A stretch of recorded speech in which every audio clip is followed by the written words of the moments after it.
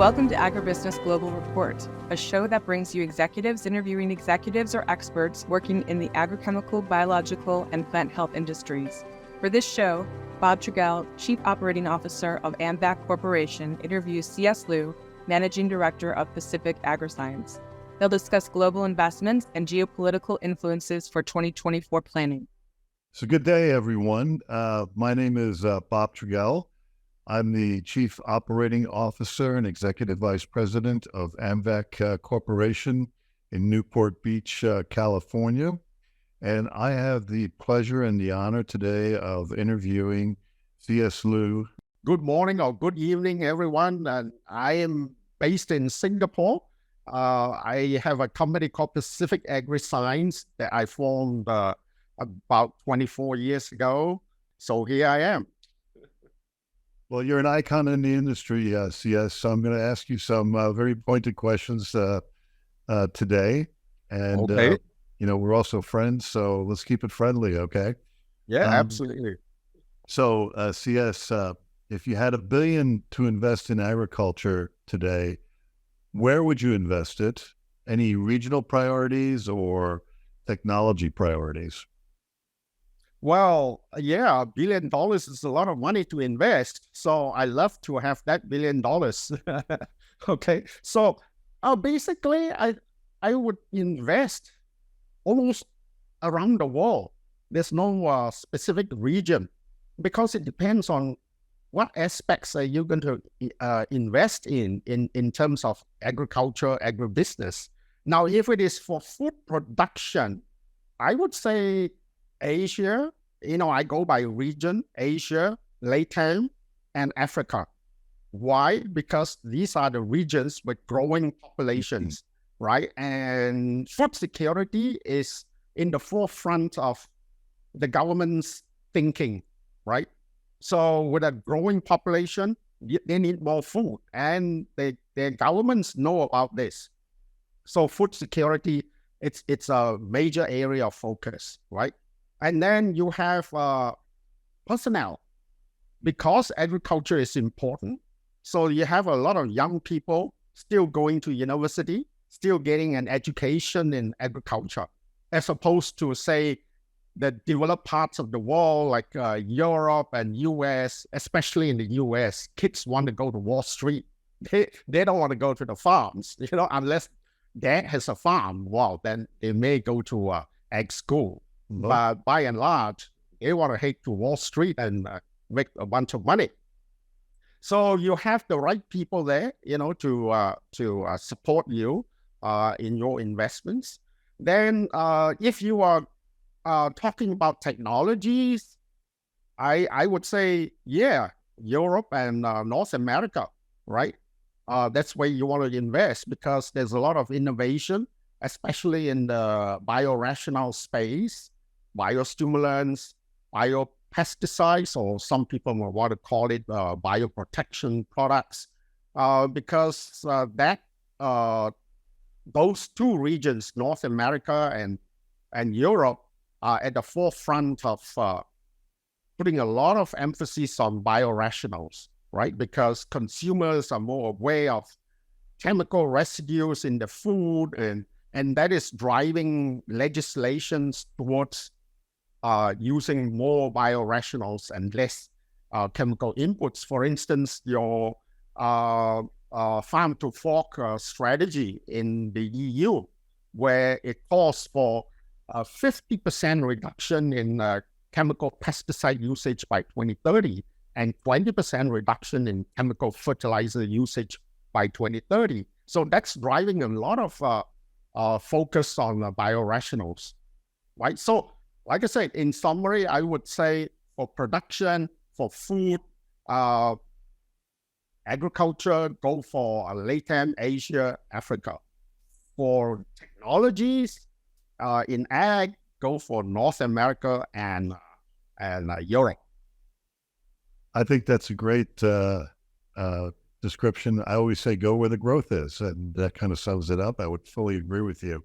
Yeah. Looking at 2024 CS, we've got a lot of geopolitical or geoeconomic challenges. what top three would you concentrate on if you consider 2024 and planning? Well, yeah, geopolitical rivalry between nations, between regions. It's certainly in the news these days. Well, you have the very first one, the war in Ukraine. The war over there started last year, and it caused major disruptions in the supply chain as far as agriculture is concerned, because Ukraine is not only an exporter, a major exporter of food grain and sunflower oil, but it's also a producer of some fertilizers, right? When you pull in Russia into that space as well, in the war zone, Russia too is an exporter of fertilizers to many countries. For instance, in Brazil, I think something like 30% of what Brazil needs in terms of fertilizers, it's derived from Russia. So at the onset of war, there was a major spike in prices of food and fertilizers, right? The inputs that farmers need. And that has eased over the months that the war has been going on, because like everything, when prices shoot up into the sky, they're going to come to an equilibrium, somehow. Things will start to fall in place, and people will find alternatives to the disrupted supplies that pertain to Russia and Ukraine. But going forward, I would say it can go either way, right? Now things have eased, prices have come back down to a more reasonable level. But depending on whether the war is escalated going forward, or there is peace, and hopefully there will be peace, because a lot of people are dying unnecessarily. So if it escalates, then you get another spike, right, in prices again, because you send a shock wave into the market. But however, if peace comes, then you have further easing of prices, and that is also going to be disruptive, right? When you have prices plunging, people have what I would call toxic stocks or inventory, because you import it at a higher price, and tomorrow there's an announcement that there's peace now, So then prices start to go down, and it usually goes down very quickly. So this is very disruptive, right? So then another geopolitical rivalry issue that could have impact in 2024 or going forward would be the Northeast Asia situation between China and the US over Taiwan. And both sides are upping the ante, right? You have Pelosi visiting Taiwan, that causes China to up the ante by having warplanes flying over the straits of Taiwan or China and surrounding Taiwan. And then you have the Americans sending a battleship closer and closer to where the action is, and along the coastlines of China. So both sides are upping the ante, and things can get out of hand. And then you have, like in the case of Trump, before he left, he imposed very heavy import duties on Chinese goods because of this geopolitical rivalry issue. All right, so that can happen again. I think the number of items that attracted very big import duties have come down over the last 2 years or so. But these sort of things can happen again. So 2024, it's a year to look out for in terms of whether this is going to escalate further.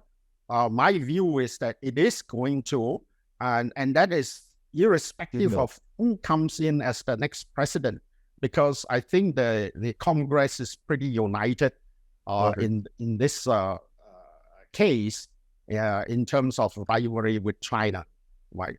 So that's another area to look out for. That has both geopolitical and geo-economic rivalry aspects, right? And then the third area would be BRICS. Well, BRICS, right? please explain that to the viewers what BRICS stands for. Yeah, BRICS stands for Brazil, Russia, India, China, and South Africa. They have formed a bloc of these 5 nations called BRICS. And there is talk amongst the BRICS bloc there of de-dollarization of the economies. So they want to rely less on using the US dollar for trading, not only amongst themselves, but hopefully around the world. That's the objective, right?